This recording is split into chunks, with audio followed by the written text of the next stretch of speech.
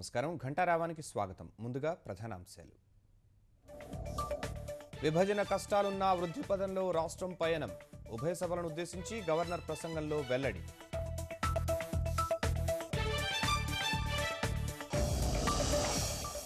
బీసీల్లోకి కాపులు, ఎస్టీలుగా వాల్మీకులు, ఎస్సీలుగా రజకులు, రిజర్వేషన్ల హామీలకు కట్టుబడి ఉన్నామన్న గవర్నర్ నరసింహన్.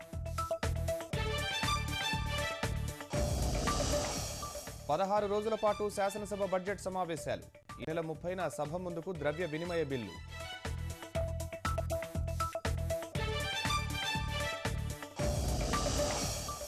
పార్టీ మారిన 8 మంది ఎమ్మెల్యేలపై వైకాపా ఫిర్యాదు. అనర్హత వేటు వేయాలని సభాపతికి వినతి.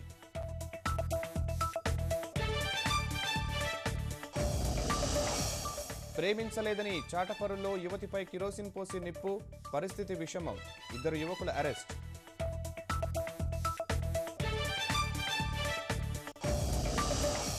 మంత్రి రావెల కుమారుడు సుశీల్పై నిర్భయ చట్టం కింద కేసు. హైదరాబాద్లో మహిళను వేధించిన వ్యవహారంలో బిగుస్తున్న ఉచ్చు.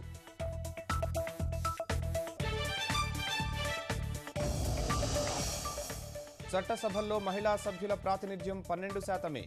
ఈ పరిస్థితిలో మార్పు రావాలని రాష్ట్రపతి ఆకాంక్ష.